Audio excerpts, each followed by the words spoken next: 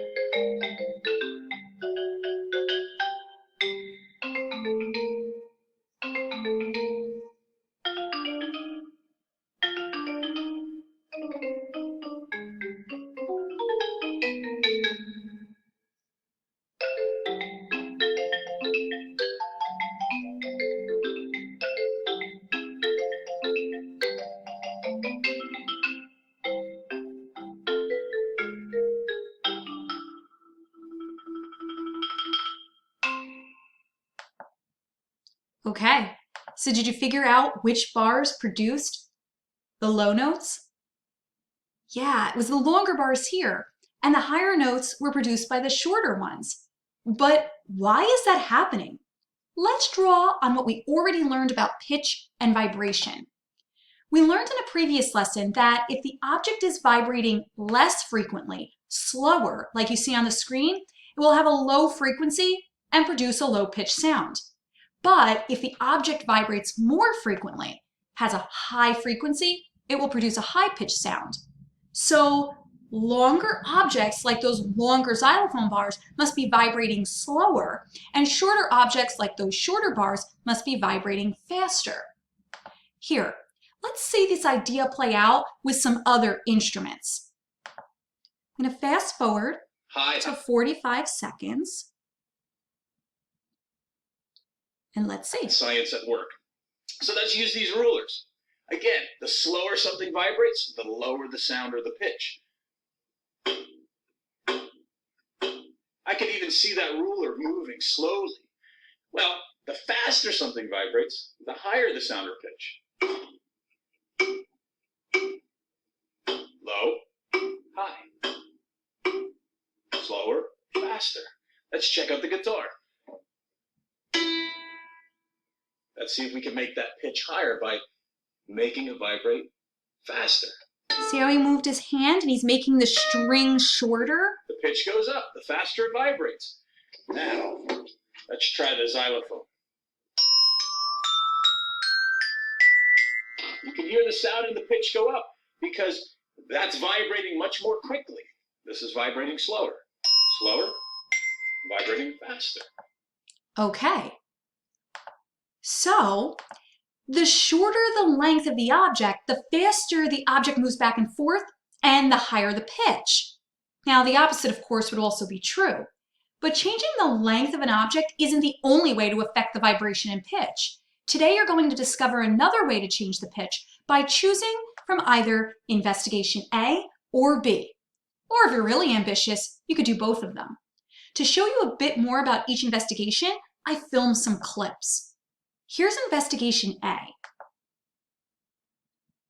If you chose investigation A, all you need is a glass and a rubber band, and then you're going to explore how the tightness of the material might affect the pitch.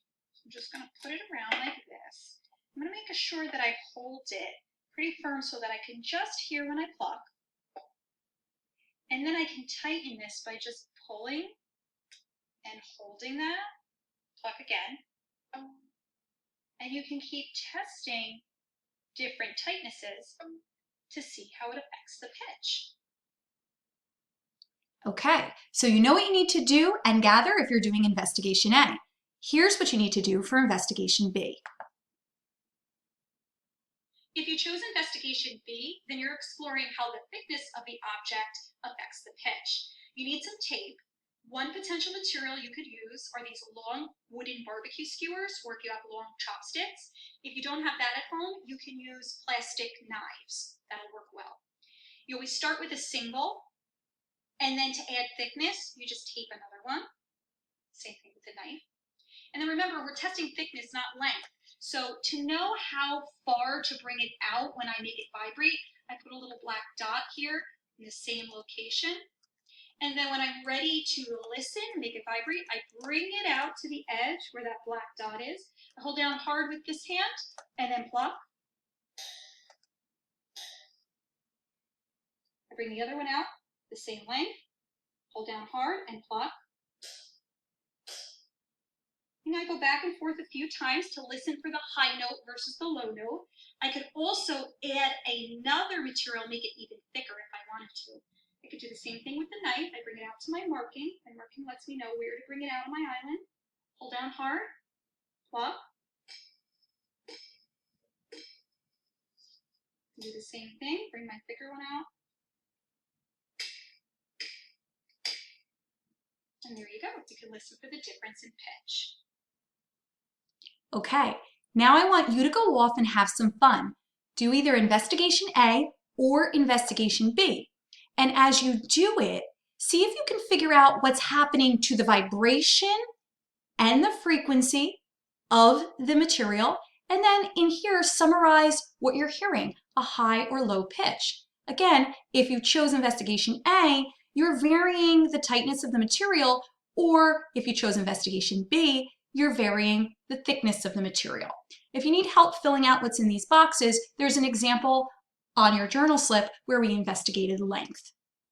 Today, I just need you to submit two things. First, your journal slip, and second, I want you to submit a video showing your investigation on camera.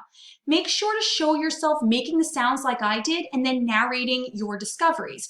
In other words, narrate what you wrote in the boxes as you're making the sounds. Until tomorrow, keep thinking and keep learning.